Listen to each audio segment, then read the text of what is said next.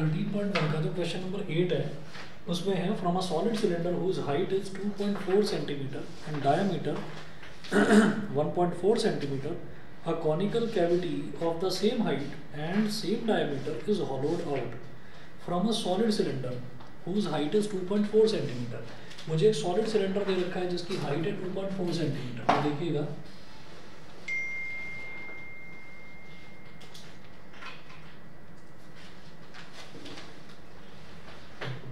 एक solid cylinder है और इसकी जो हाइट है टोटल, इसकी टोटल हाइट हमें दे रखी है कितनी 2.4 सेंटीमीटर। 2.4 सेंटीमीटर यानी कि इसकी h 2.4 सेंटीमीटर है। अच्छा, अब यहां से इसके अंदर से आपने जो है काट कर इसके अंदर से एक कॉनिकल कैविटी बना दी, मतलब आपने कोन एक काट कर इसके अंदर से बाहर निकाला।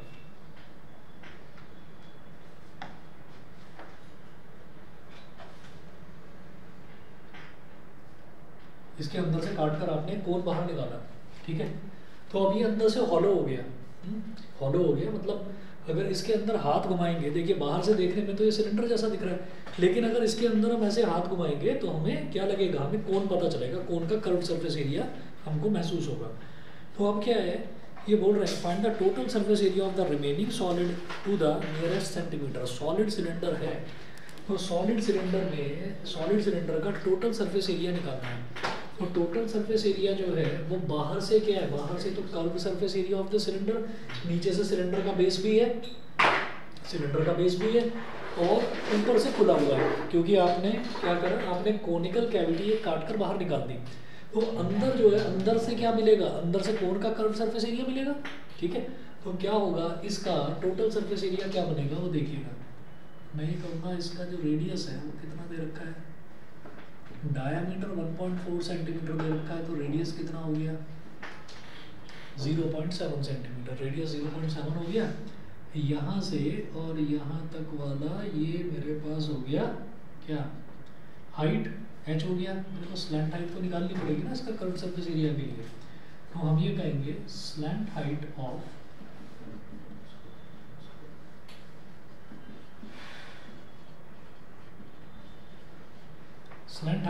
कॉनिकल कैविटी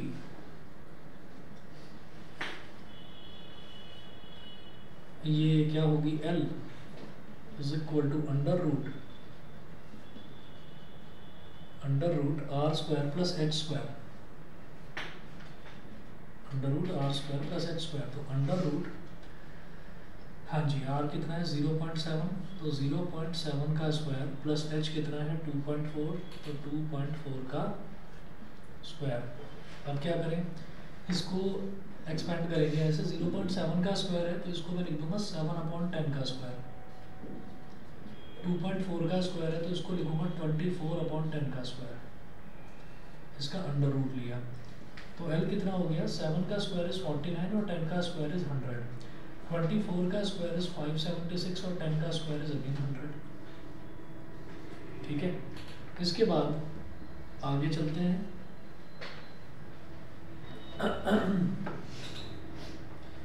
आगे देखिएगा, जब डिनोमिनेटर सेम होता है तो numerator as it is add हो जाता है, कोई एलसीएम वगैरह लेने की जरूरत नहीं। तो 49 प्लस 576 कितना हो गया 625। तो L की वैल्यू आ गई अंडर रूट 625/100। अच्छा, 625 किसका स्क्वायर है, 25 का, तो 25 और 100 किसका स्क्वायर है 10 का, तो 25/10 मतलब ये आ गया 2.5 सेंटीमीटर। तो मेरे पास स्लैंट हाइट आ गई कोन की, ठीक है। उसके बाद अब मेरे से पूछा जा रहा है कि ये जो पूरा का पूरा हमारे पास find the total surface area of the remaining solid to the nearest centimetre square. तो हम ये कहेंगे TSA of the remaining solid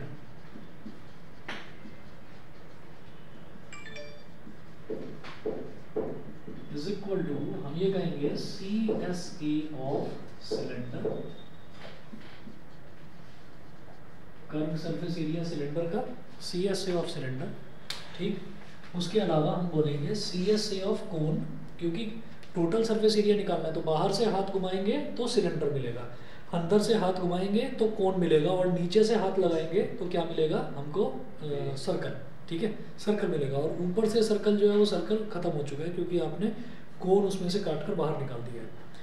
तो क्या होगा, CSA of cylinder plus CSA of cone plus area of base of cylinder.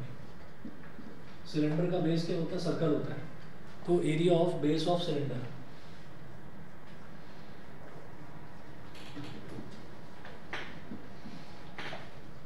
ठीक है, CSA of cylinder is 2 pi RH, CSA of cone is pi RL, और area of base of cylinder is pi R square. तो इधर भी पाई है, इधर भी पाई है, और इधर भी पाई है, पाई बाहर आ जाएगा, R R R तीनों में है, R भी बाहर आ जाएगा। तो हमने पाई और R तो ले लिया बाहर। यहाँ क्या बचेगा, पहले वाले में 2H, यहाँ क्या बचेगा L, और यहाँ क्या बचेगा R। तो पाई है 22/7, R कितना है 0.7 0.7, और ब्रैकेट में 2 इंटू H, H कितना है 2.4, तो 2 into 2.4, 2 into 2.4 plus L, L कितना निकाला अभी 2.5 प्लस R इज 0.7। पॉइंट गया तो नीचे आया 10, 7 से कट गया 7, तो ये हो गया 22/10, 22/10, और 2 इंटू 2.4 इज 4.8 प्लस 2.5 प्लस 0.7 कितना हो जाएगा 3.2,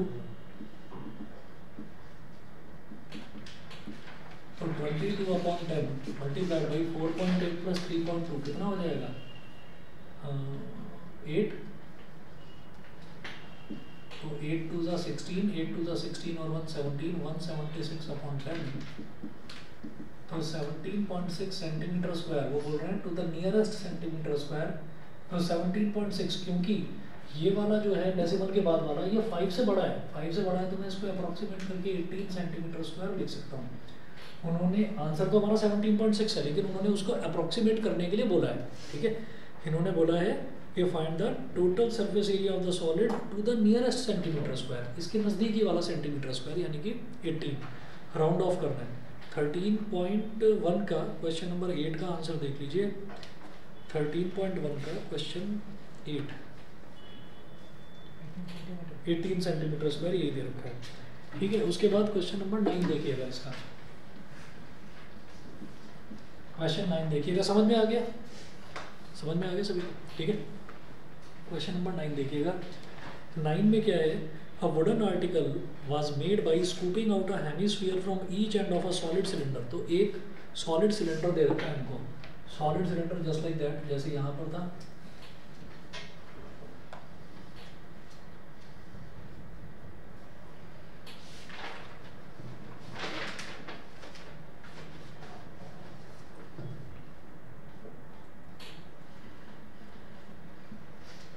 सॉलिड सिलेंडर दे रखा है। अब इसमें सॉलिड सिलेंडर में वो बोल रहे हैं wooden article was made by scooping out a hemisphere. Scooping out a hemisphere मतलब यहाँ से आपने एक हेमिस्फीयर काट कर बाहर निकाला, तो उस हेमिस्फीयर का रेडियस वही होगा जो सिलेंडर का रेडियस है, और इसी तरीके से एक हेमिस्फीयर आपने यहाँ से काट कर बाहर निकाला। ठीक है, तो इसका रेडियस भी वही होगा जो सिलेंडर का रेडियस है। If the height of the cylinder is 10 centimeter and its base is of radius 3.5 centimeter, तो हाइट दे रखा है 10 सेंटीमीटर।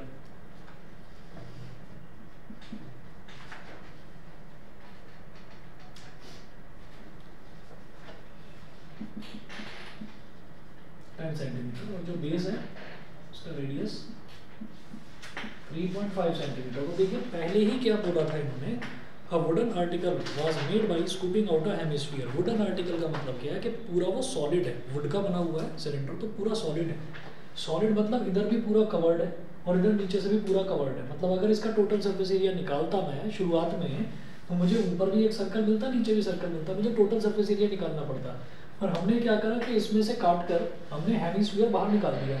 तो अब ऊपर तो ओपन हो गया ना, ऊपर से तो खुला हो गया, तो इसका मतलब यहाँ ऊपर वाला सर्कल गायब हो गया। ऐसे ही नीचे से भी काट कर निकाला तो उसमें डिप्रेशन हो गया, हेमिस्फीयर की शेप का एक गड्ढा हो गया उसके अंदर। तो नीचे जो है, नीचे भी अब सर्कल गायब हो गया, नीचे भी सर्कल नहीं बचा। तो इसका मतलब सिलेंडर के नाम पर क्या बचता है, सिर्फ उसका कर्व सरफेस एरिया, ठीक है। और फिर अगर मैं अंदर इसमें यहाँ से अंदर से अगर मैं इसको टच करने की कोशिश करता हूँ तो मुझे हेमिस्फीयर महसूस होता है, ऐसे ही नीचे भी हेमिस्फीयर महसूस होता है। तो इसका मतलब एक हेमिस्फीयर का एरिया ऊपर और एक हेमिस्फीयर का एरिया नीचे, ठीक है। तो दो हेमिस्फीयर और एक सिलेंडर का कर्व सरफेस एरिया, तो टोटल सरफेस एरिया इस वुडन आर्टिकल का मिल जाएगा। समझ गए? तो कभी भी कोई भी क्वेश्चन ऐसा हो जाए कि फिगर आपको समझ में आ रही है लेकिन एरिया कैसे निकालना है वो समझ में नहीं आ रहा, तो बस ये सोच लेना कि हम उसको ना टच कर करके देखेंगे। तो हमने कहा कि जब ऊपर से आपने हेमिस्फीयर निकाल लिया तो ऊपर से टच करके देखोगे तो आपको सॉलिड नहीं मिलने वाला, ऊपर से तो आपको फिर वो हेमिस्फीयर ही मिलेगा ऐसे, ठीक है। तो हम कहेंगे total surface area TSA of this article, इस आर्टिकल का TSA क्या हो जाएगा, CSA of cylinder, CSA of cylinder plus CSA of to hemispheres. दो हेमिस्फीयर्स के CSA का मतलब क्या हो गया कि दो हेमिस्फीयर है ना, तो इसका मतलब एक स्फीयर का कर्व सरफेस एरिया, ठीक है। अच्छा, स्फीयर का कर्व सरफेस एरिया निकालो या टोटल सरफेस एरिया निकालो, एक ही बात है, 4πr² होता है फॉर्मूला। तो curve surface area of cylinder is 2πrh and curve surface area of to hemispheres मतलब सिंगल स्फीयर हो गया वो, उसका हो गया 4πr²। अब यहाँ से 2πr कॉमन आ रहा है,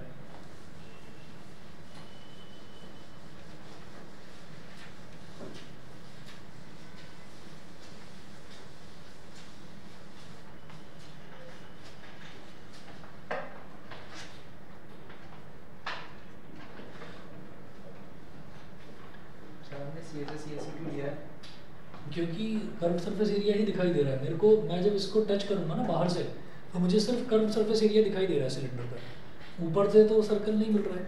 अच्छा, ऊपर से अगर हम ऐसे हाथ घुमाएंगे तो ऐसे हाथ घुमाएंगे तो कर्व सरफेस एरिया मिल रहा है हेमिस्फीयर का ऊपर भी, और ऐसे ही नीचे भी कर्व सरफेस एरिया मिल रहा है हेमिस्फीयर का। तो सर मतलब TSA तब तक मिल रहा है ना जब तक क्वेश्चन मैंने दिया। क्वेश्चन में तो वो TSA ही पूछ रहे हैं, वो पूरे आर्टिकल का TSA पूछ रहे हैं, मतलब उसकी टोटल सरफेस जो जो आपको सरफेस दिखाई देती है उसका एरिया निकालना है। तो टोटल सरफेस एरिया आप क्वेश्चन के हिसाब से कैलकुलेट करेंगे, TSA का फॉर्मूला का ही मतलब हो, ठीक है ना। क्वेश्चन के हिसाब से आप देखिएगा कि पूरे आर्टिकल का टोटल सरफेस एरिया निकालना है। तो पूरे आर्टिकल में तो मुझे 3 कर्व सरफेस एरिया नजर आ रहे हैं, एक नीचे हेमिस्फीयर का। हेमिस्फीयर का टोटल सरफेस एरिया कैसे निकलेगा, अगर यहाँ पर सर्कुलर पोर्शन भी हो, ठीक है। हेमिस्फीयर तो ये होता है ना, तो इसका कर्व सरफेस एरिया तो ये है कि जो इसका ये कर्व वाला पोर्शन है उसका एरिया, और टोटल सरफेस एरिया तब होगा जब ऊपर मेरे को सर्कल भी सॉलिड मिलेगा। सर्कल तो है ही नहीं ना, वो तो काट कर निकाल दिया गया बाहर, तो सिर्फ कर्व सरफेस एरिया बचेगा इसका। समझ गए? तो भाई यहाँ पर 2πr है, इधर 4πr² है, तो आप क्या करिए 2πr ले लो कॉमन,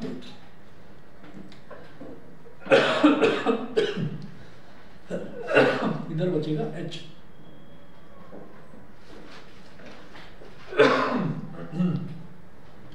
इधर से 2 ले लिया कॉमन, पाई ले लिया और एक r ले लिया, तो 2r।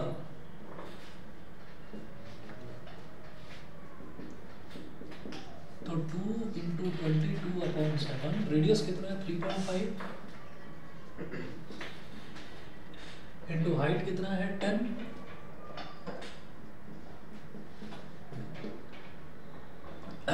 टू इंटू आर कितना है 3.5। ये पॉइंट गया तो नीचे आ गया 10, तो 7 5 × 35, 5 1 × 5, 5 2 × 10, 2 से 2 कट गया, तो इधर क्या बचा 22 मल्टीप्लाइड बाई 10 प्लस 3.5 2 7 हो गया, 10 प्लस 7 इज 17, 22 इंटू 17, 17 2 34, 17 2 34 और 3 37, 374 सेंटीमीटर स्क्वायर। ठीक है, चेक कर लीजिए 13.1 का क्वेश्चन नंबर 9, 374 सेंटीमीटर स्क्वायर। उसके बाद जो है वो है volume of a combination of solids. तो volume of a combination of solids, एक बार मैं वेरीफाई कर लेता हूँ सिलेबस आपका क्या है, आ रहा है? इसमें कुछ कटा है क्या?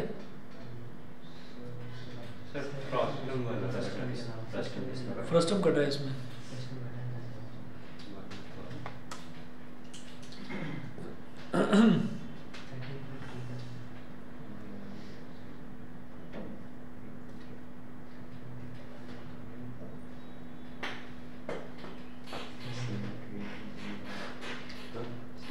हाँ जी, जो ये है ना आपका सरफेस एरियाज एंड वॉल्यूम्स, इसमें है surface areas and volumes of combinations of any two of the following: cubes, cuboid, sphere, hemisphere and right cylinder.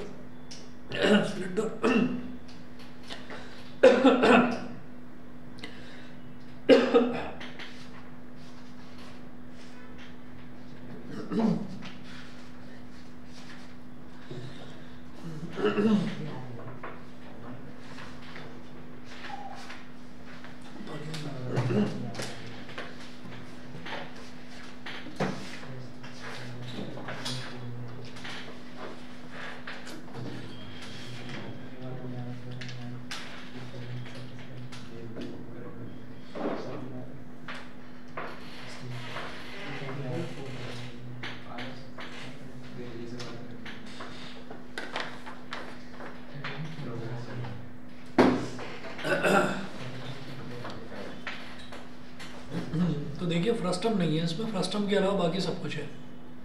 तो फ्रस्टम वाला पोर्शन है।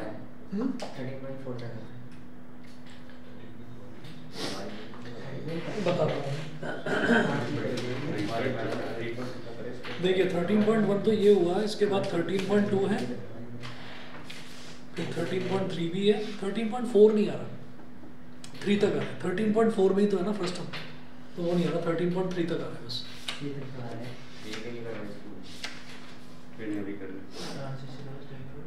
हाँ CBSE की है ना वेबसाइट से डाउनलोड कर रखा है,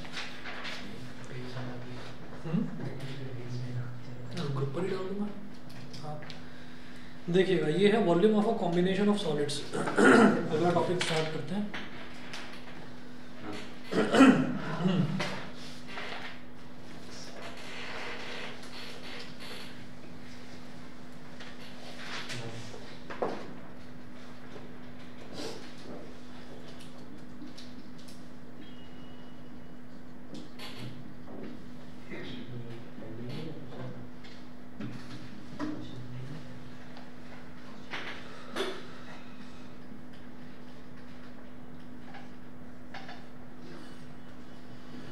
तो इसमें ऐसा है कि जितना सोचना पड़ता है ना सरफेस एरिया वाले में, सॉलिड में जो वॉल्यूम है, वॉल्यूम में उतना नहीं सोचना पड़ता। देखिएगा कैसे है क्वेश्चन। क्वेश्चन है Shanta runs an industry in a shed which is in the shape of a cuboid surmounted by a half cylinder. सीधा फिगर।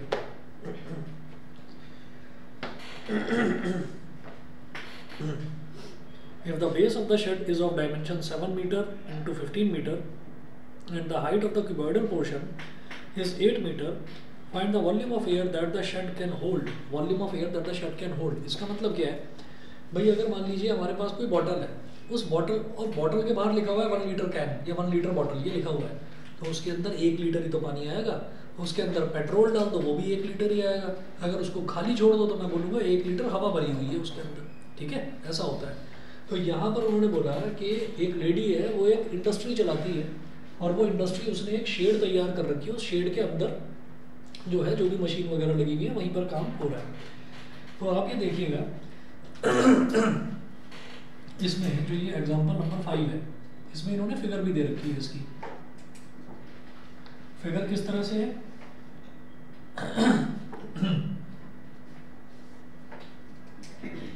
ये सामने की तरफ से तो एक ऐसे ही स्क्वायर नजर आता है। ठीक है, हालांकि लग रहा है स्क्वायर जैसा है नहीं, इसकी डायमेंशन अभी बताऊंगा क्या दे रखी है। और इस तरफ ऐसे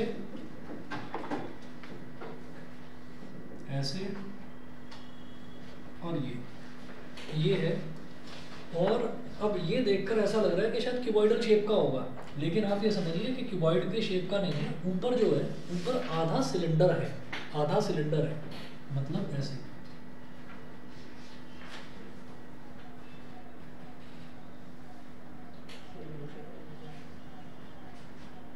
आधा सिलेंडर।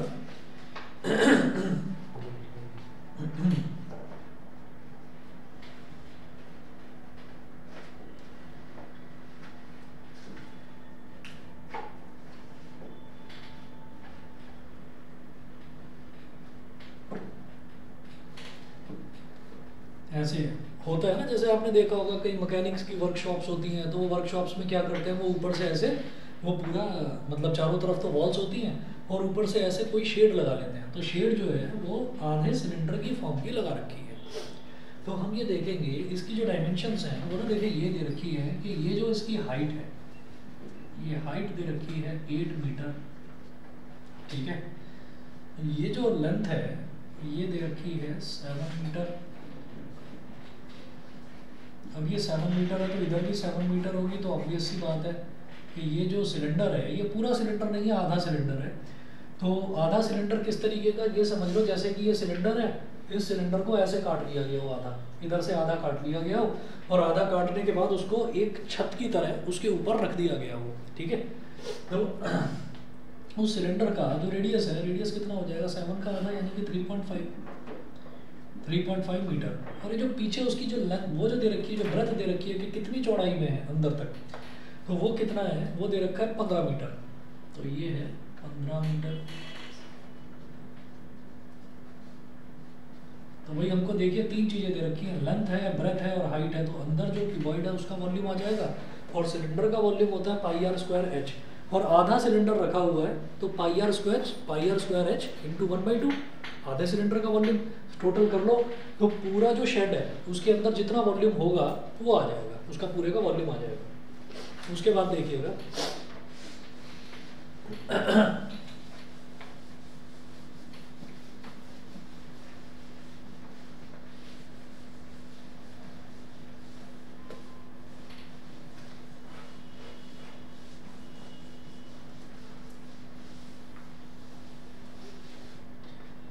हाँ जी, अब नोट कीजिएगा, volume of the entire factory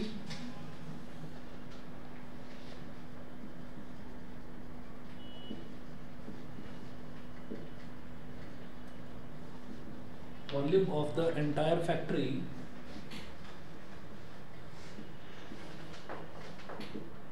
is equal to volume of cuboid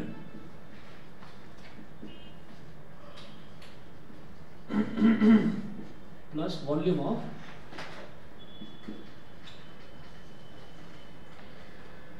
cuboid plus volume of half cylinder, volume of cuboid plus volume of half cylinder. दिखाई दे रहा है ऑनलाइन वालों को, बताइए।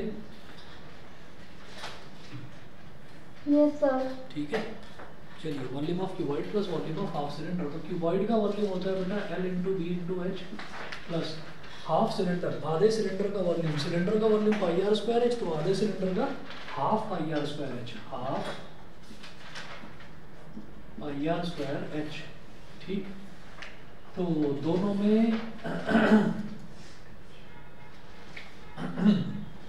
इसको H डैश लिख रहा हूँ मैं, H डैश। क्या है कि सिलेंडर का जो हाइट है ना, सिलेंडर का हाइट कौन सा होगा, ये यहाँ से लेकर यहाँ तक, पीछे वाला, यहाँ से लेकर यहाँ तक। आप ये समझिए कि जो सिलेंडर होता है ना, सिलेंडर ऐसे होता है, और उस सिलेंडर को हमने आधा काट दिया है ऐसे।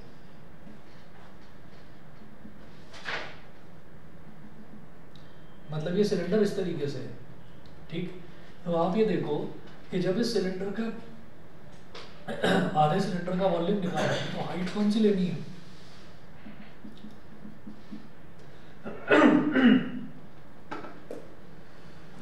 ये वाली तो हाइट, ये वाली लेंथ होगी सिलेंडर की, और ये कितनी है, 15 मीटर। तो इसलिए उसको H डैश बोल दिया। तो L into B into H कितना हो गया, 7 इंटू 15 इंटू 8,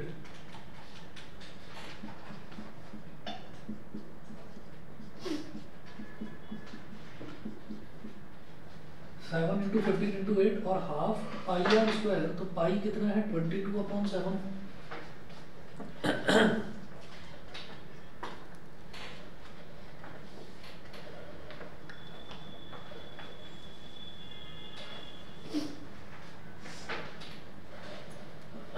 इसको नीचे लिखा मैं यहाँ पर 1/2 इंटू 22/7 इंटू रेडियस है 3.5,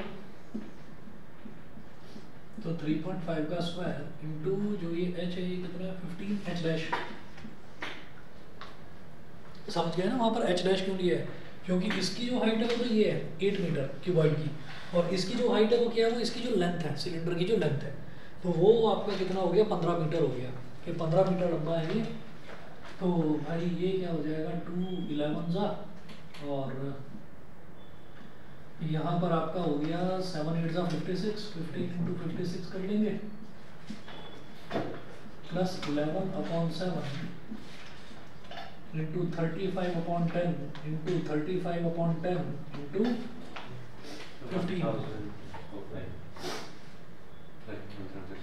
इंटू 15 12.25।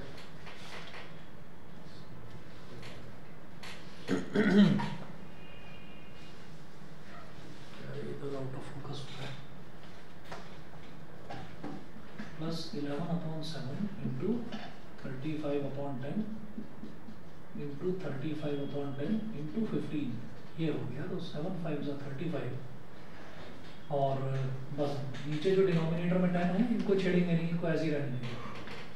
तो 15 इंटू 56 क्या हो जाएगा, 15 6 जा 99 कैरी, 15 5 जा 75 और 9 84, तो 840 प्लस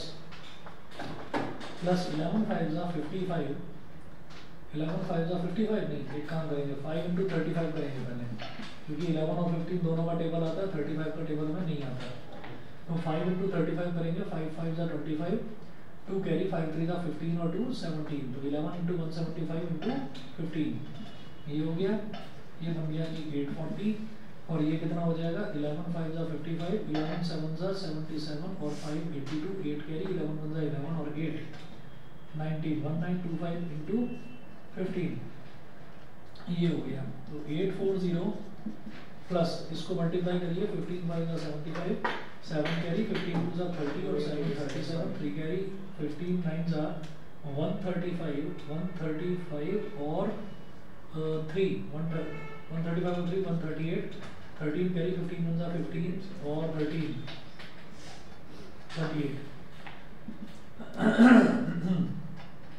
तो ये हो जाएगा 0 + 5 = 5, 4 + 7 = 11, 1 कैरी आ गया, 1 + 8 = 9, 9 + 8 = 17, 1 कैरी, 1 + 8 = 9, 29715, देखना यही आ रहा है? नो सर, नहीं, क्या गड़बड़ हुआ? 1128.75। अच्छा एक मिनट, नीचे डिनोमिनेटर में 100 भी जो है मैं लिखना भूल गया, डिनोमिनेटर में 100 भी है, तो 100 की वजह से ये कट जाएगा, तो ये 0.75 हो गया, 840 + 288.75, ठीक है, अभी सही है? तो 0 + 8 = 8, 4 + 8 = 12, 1 कैरी, 1 + 8 = 9 + 2 11 1128.75 मीटर क्यूब, यही आ रहा है सभी का? ठीक है, चलिए जी, अब इसके बाद क्वेश्चन जो है वो यहाँ ख़त्म नहीं होता, आगे ये क्या बोल रहे हैं, further suppose the machinery in the shed occupies a total space of 300 metre cube, इसके अंदर टोटल वॉल्यूम इतना है, तो वो जो पूरा का पूरा शेड है ना जिसके अंदर उसकी फैक्ट्री चल रही है, तो उसका जो टोटल वॉल्यूम है वो इतना है, तो वो बोल रहे हैं उसके अंदर मशीनरी रखी हुई है, वो 300 मीटर क्यूब स्पेस वो ऑक्यूपाई कर लेती है। फिर वो बोलते हैं एंड देयर आर 20 वर्कर्स, वहाँ पर 20 वर्कर्स हैं, each of whom occupy about 0.08 metre cube space on an average, तो वो जो है वो 0.08 मीटर क्यूब स्पेस वो ऑक्यूपाई करते हैं। अच्छा, स्पेस का मतलब क्या है? स्पेस का मतलब ये है कि वो पैरों से खड़े हुए हैं, ठीक है, तो वो जो जहाँ उनके पैर टच हैं, एक तो थोड़ा सा वो एरिया उन्होंने ऑक्यूपाई करा, और जितनी ये हवा है, जैसे हम यहाँ पर खड़े हुए हैं, तो जितनी हवा हम ऑक्यूपाई कर रहे हैं, जितना स्पेस हम ऑक्यूपाई कर रहे हैं, वो वॉल्यूम में कैलकुलेट होगा, ठीक है, वो वॉल्यूम में कैलकुलेट होगा, क्योंकि अगर हम किसी भी ह्यूमन बीइंग की बात करते हैं तो ह्यूमन बीइंग 3 डायमेंशनल फिगर है। 3 डायमेंशनल फिगर का मतलब क्या है कि उसकी लेंथ भी है, उसकी ब्रेथ भी है और उसकी हाइट भी है, तीनों चीज़ें हैं, ठीक है। तो वो वॉल्यूम ऑक्यूपाई करेगा। तो वो बोल रहे हैं 20 वर्कर्स हैं और हर वर्कर कितना वॉल्यूम ऑक्यूपाई करता है 0.08 मीटर क्यूब। तो वो बोल रहे हैं then how much air is in the shed, तो शेड के अंदर एयर कितनी बची ये बताना है आपको। तो आप ये कहेंगे volume left in the shade,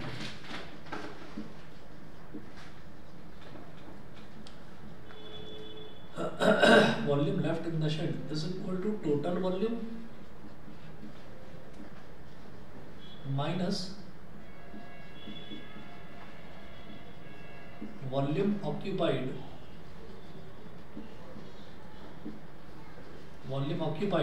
bye machinery, volume occupied by machinery plus volume occupied by workers, volume occupied by workers. ठीक है, तो अब मशीनरी कितना वॉल्यूम ऑक्यूपाई करती है 300 मीटर क्यूब, टोटल वॉल्यूम कितना आया था 1128.75 माइनस मशीनरी कितना ऑक्यूपाई करती है 300, volume occupied by workers, workers कितने हैं 20 वर्कर्स हैं और एक वर्कर ऑक्यूपाई करता है 0.08। ठीक है, तो 20 इंटू 0.08, 20 इंटू 0.08 ये हो गया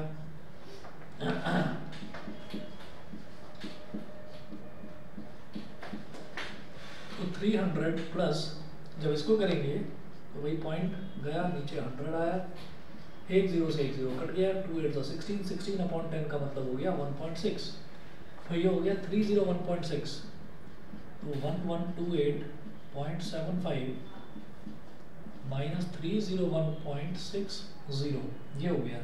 सब्ट्रैक्ट करिए तो 5 माइनस 0 कितना हो गया 5, 7 माइनस 6 कितना हो गया 1, 5 माइनस 0 हो गया 5, 7 माइनस 6 हो गया 1, और 8 माइनस 1 इज 7, 2 माइनस 0 इज 2 और 11 minus 3 is 8, 827.15 metre cube.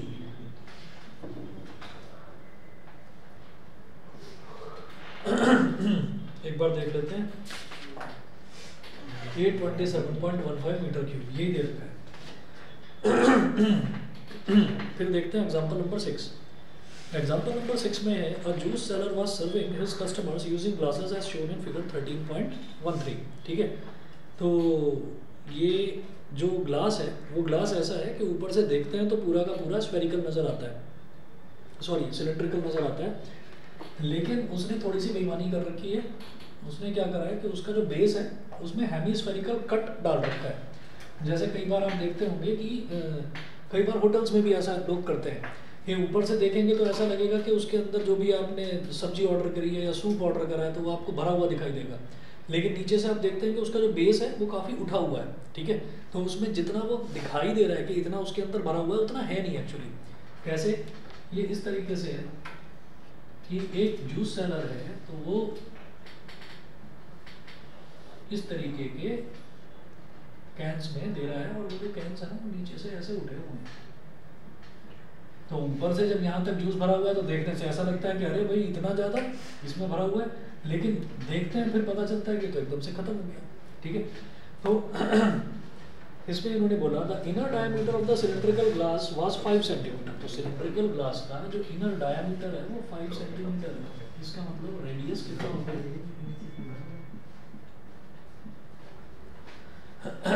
2.5 centimetre. But the bottom of the glass had a hemispherical raised portion which reduced the capacity of the glass. Capacity मतलब volume. If the height of a glass was 10 centimeter, find the apparent capacity of the glass and its actual capacity. Apparent capacity और actual capacity. Apparent capacity का मतलब क्या है? Apparent capacity देखने से ऐसा लग रहा है कि इसके अंदर तो 500 ml आ रहा है, ठीक है, लेकिन एक्चुअल में जब देखते हैं तो वो 300 ml निकलता है, तो 200 ml का उसने घपला कर दिया, उसमें बेईमानी कर दी। ठीक है, तो अब देखिएगा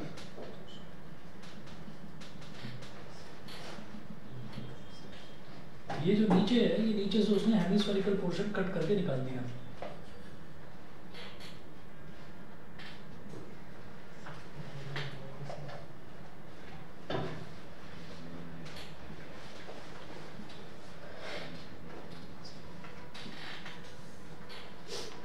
ये भी वैसे एक बहुत बड़ी केस स्टडी है। आप जैसे हम लोग यहाँ राजनगर एक्सटेंशन में रहते हैं तो आपने देखा होगा यहाँ पर, अच्छा मुझे रहते हुए यहाँ 7 साल हो गए, यहाँ लगभग हर बड़ा ब्रांड आता जा रहा है।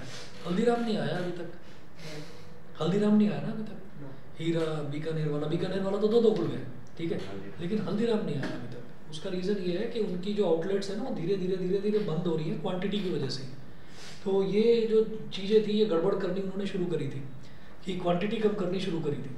तो ये भी एक केस स्टडी है, ये भी एक केस स्टडी है, मतलब जिसकी छोटी छोटी वीडियोस अवेलेबल हैं यूट्यूब पर। तो from riches to rags and from rags to riches, तो उसमें आती हैं सारी चीज़ें कि छोटी छोटी चीज़ों पर बेईमानी करके लोग कैसे बर्बाद होते हैं। तो ये जो क्वेश्चन है ना, ये क्वेश्चन कई बार आया है एग्जाम में, और ना केस स्टडी के तौर पर आता है। केस स्टडी समझ रहे हैं, 5 नंबर वाला जो होता है तो बड़ा आता है। उसमें लास्ट में एक लाइन लिखी रहती है कि what value do you observe of the fruit juice seller by looking at this case study. Sir ऐसे आता है क्लास बी दे देते हैं और उसमें नीचे हेमिस्फीयर की जगह कौन दे देते हैं। मैंने केस स्टडी में पढ़ा था क्वेश्चन। अच्छा, वो कौन वाला तो ज़्यादा ही खतरनाक है। वो तो बेचारा जो पिएगा उसको लगेगा अरे यार ये पॉइंटेड चीज़ कहीं मेरी नाक पे ही ना लग जाए, ठीक है ना। कौन में तो ऊपर क्वेश्चन था कि बेईमान क्यों है और उसका रीजन दीजिए। हाँ, वो बेईमानी की बस वही रीज़न है कि भाई बहुत वो सोच रहे हैं कि ऐसे शॉर्टकट करके जो है हम सब बेईमान क्यों है, इसका आंसर करेंगे। बेईमान क्यों है का आंसर यही है कि वो मतलब उसकी जो वो ये चाहता है, उसको ऐसा लगता है कि शायद ये ऐसा शॉर्टकट अपना के मैं जल्दी अमीर बन जाऊंगा। सबको इस चीज़ की दौड़ में लगे रहते हैं ना, तो वो है गड़बड़। ये भी तो एक बेईमानी होती है। जैसे सुना होगा कि आप YouTube देखते होंगे ना, तो YouTube पर एकदम से वो क्लिक करते ही आता है कि हमारे वीडियो को लास्ट तक जरूर देखिए, और लास्ट तक निकलता कुछ नहीं उसके अंदर, पूरा टाइम खराब कर देते हैं। वहीं हाँ, YouTube वाले बेईमानी करते हैं वो बेईमानी YouTube वाले को ऑप्शन ही नहीं आता। अरे नहीं 20 सेकंड का ऐड आता है, इसके पैड का ऑप्शन नहीं आता। वो एक उन्होंने वो नया वो ऑफर किया है, वो YouTube प्रीमियम वो ऑफर करा है। तो पहले कहते हैं कि यूज इट इज़ फ्री, है ना। तो फ्री होता है 3 महीने के बाद, 3 महीने तक, और 3 महीने तक आपको बड़ा अच्छा लगता है कि अरे वाह फिल्म चल रही है लगातार देखता है। फिर उसके बाद फिर वो आपको अपनी डिटेल्स वगैरह डालनी पड़ती हैं, फिर वो पैसा कटने लगता है। सर पहले ही आपको डिटेल्स डालनी पड़ती है। अच्छा, ये नहीं पता सब्सक्रिप्शन से पहले, वरना फिर वो तो हो जाएगा ना कि तो सबके 3 महीने के लिए फ्री का यूज करके निकल जा रहा है, तो फिर प्रॉफिट क्या होगा कंपनी को, तो शायद नुकसान ही हो जाएगा। हाँ, मैंने करा नहीं ऐसे यूज़, तो मुझे मालूम नहीं है, मुझे भी किसी ने बताया था। नहीं, मैं तो पहले लगता है कि होना चाहिए। अच्छा, जरूर करते हैं। आपने कभी भी अगर मतलब जैसे आपके एग्जाम्स हैं, कभी डिमोटिवेटेड अगर फील करें, संदीप माहेश्वरी सुना है ना, वीडियो देखी है? नहीं देखी, वीडियो देखने लायक है। और मैं उसकी ना, जैसे कहते हैं ना कि किसी भी बिजनेस की या किसी भी इंसान की एक डार्क साइड होती है, एक ब्राइट साइड होती है। तो डार्क साइड तो मैंने आज तक उसकी देखी नहीं। जो ब्राइट साइड है, जो आपको पता नहीं होगा, वो बताता हूँ कि वो दुनिया का नंबर 1 मोटिवेशनल चैनल है, ये मालूम है? दुनिया का नंबर 1 है दुनिया। हाँ, और हाँ, ये सबसे बड़ी ब्राइट साइड है कि उन्होंने अपना चैनल मोनेटाइज नहीं करा है आज तक। और चैनल अगर वो मोनेटाइज कर दे तो एक ठाकुर पूरा नाम बोल रहा हूँ, ठाकुर करके है, वो क्या करता है, मतलब वो काफ़ी मतलब बिजनेस की वीडियोस बनाता है, बिजनेस कोच है वो। तो ऐसे doctor Vivek Bindra business coach है। तो उसका ये कहना है, उसने कैलकुलेट करा, उसका ये कहना है कि अगर ये करे तो 5 करोड़ से 10 करोड़ रुपए तक पर मंथ ये यूट्यूब से कमा सकता है। तो ये उसकी वैल्यू है, उस आदमी की वैल्यू है। उसने कहा कि नहीं, मुझे मोनेटाइज करना ही नहीं है इसको, तो वो नहीं कर रहा है। तो वो कभी देखना, बहुत अच्छे हैं वीडियोस, बहुत अच्छे हैं। तो इतनी बढ़िया चीज़ मेरे को देखने के लिए मिली। मैंने कहा चलो, मतलब हर कोई बेईमानी इतनी करता है, लेकिन इसने उसमें भी टैक्स कटता है, मतलब अगर मोनेटाइज करे तब भी टैक्स कटता है। हाँ, वो तो देखो टैक्स तो हर जगह देना पड़ता है, इतना कटता है, नहीं टैक्स मतलब लगभग 1 करोड़ कटता है, 4 करोड़। तो चलिए, मैं तो आपको एक बात बता रहा हूँ ना कि मतलब वो कितना अमीर आदमी है। ऐसे ही आप ये देखेंगे कि यूपीएससी सुना है ना, ये यूपीएससी है ना, यूनियन पब्लिक सर्विस कमीशन, इसकी बच्चे तैयारी करते हैं ग्रेजुएशन के बाद। तो यूपीएससी का जो कोचिंग सेंटर है पूरे इंडिया में, सबसे टॉप का कोचिंग सेंटर कौन सा पता है? दिमाग में मुखर्जी नगर और न जाने कौन कौन से नगर वो दिमाग में आ जाएंगे। पटना वाले खान सर, नाम सुना है ना? तो पटना वाले खान सर का जो कोचिंग सेंटर है वो नंबर 1 कोचिंग सेंटर है, ठीक है। और वो जो है उनका जो यूट्यूब चैनल है वो एजुकेशनल कैटेगरी में वो नंबर 1 वर्ल्ड का चैनल है, नंबर 1। और वो फीस कितनी लेते हैं? जितनी लोग लेते हैं ना 2.5 लाख रुपए 3 लाख रुपए फीस, उनकी फीस ऐसी 12-15 हज़ार रुपये पूरे साल की, पूरे साल की इतनी फीस है, इतने फॉलोअर्स। और वही तो मैं बता रहा हूँ कि वो इतना मतलब इस तरीके से उस बंदे ने अपना नाम कमाया। तो ऐसा है कि इस क्वेश्चन को देखकर ईमानदारी और बेईमानी याद आ गई। तो ईमानदारी भी है और बेईमानी भी है। चलिए खैर, R इज इक्वल टू, मैंने स्कूलों का तो पूछा, R इज इक्वल टू इतना है, ये 2.5 हो गया।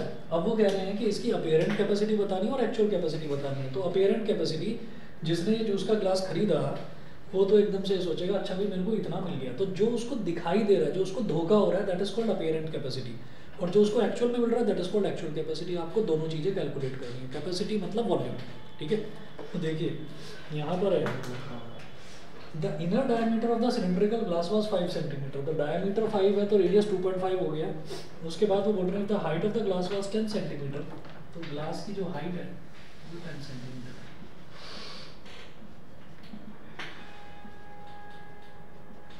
10 सेंटीमीटर।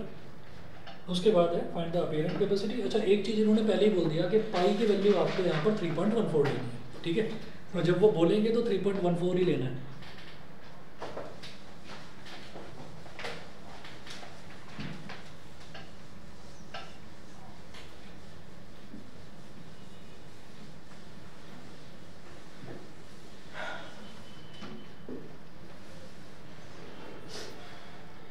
तो अब मैं निकालता हूँ पहले तो इसकी एक्चुअल कैपेसिटी, पहले अपीयरेंट निकालते हैं जो धोखा हो रहा है वो वाला।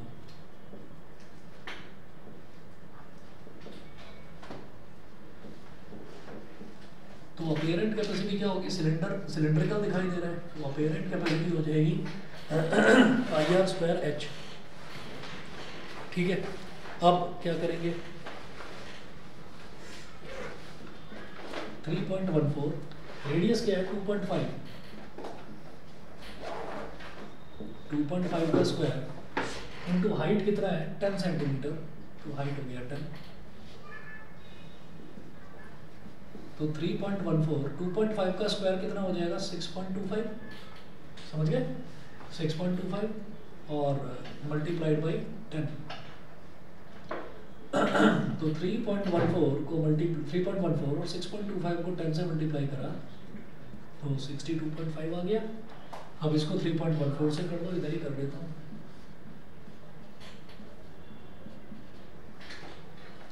तो 4 5 जा 20, 2 कैरी आ गया, 4 2 जा 8 और 2 10, 1 कैरी आ गया, 4 6 जा 24 और 1 25, 5 2 6 डबल क्रॉस, 3 5 जा 15, 3 2 जा 6 और 1 7, 3 6 जा 18।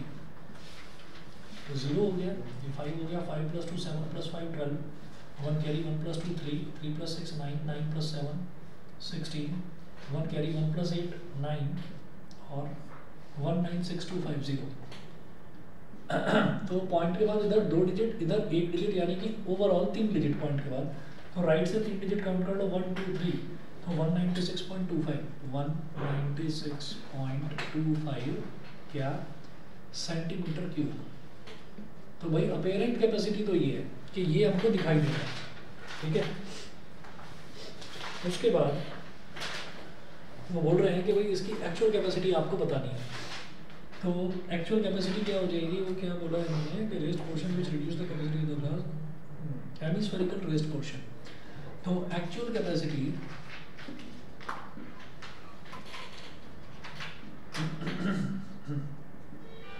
is equal to volume of cylinder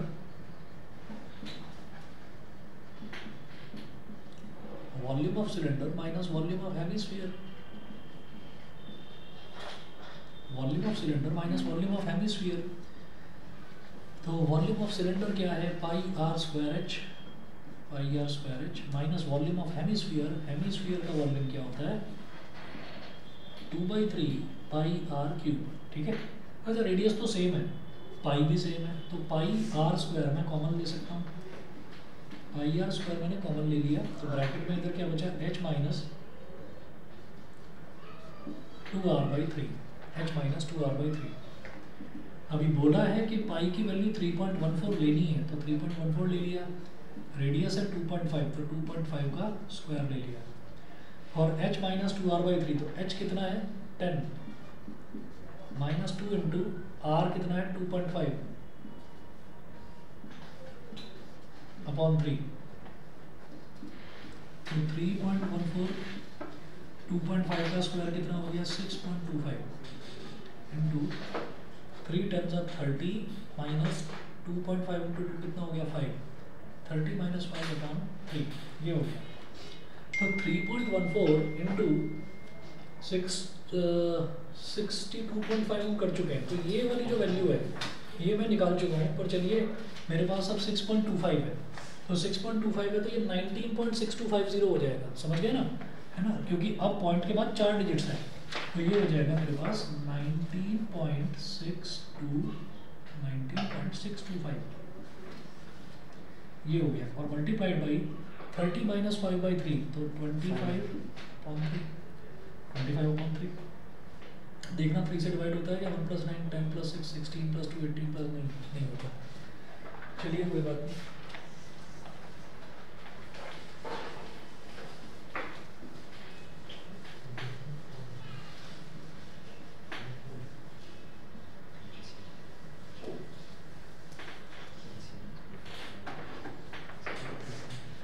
तो करिए इसको डिवाइड कर लो 3 से, जितना भी होता है, दो प्लेसेस और ऐसे मिलता है, 3 6 रिपीटिंग का आएगा, हाँ रिपीटिंग का आएगा, कोई बात नहीं, 3 6 18 19 माइनस 18 हो गया 1 1 और 6 16, तो 3 5 15 16 माइनस 15 इज 1, तो 3 4 12, फिर 3 1 3, और फिर वो 6 6 6 6 आता चला जाएगा, तो 6.5416 इंटू 25, क्या समझ में नहीं है बताओ?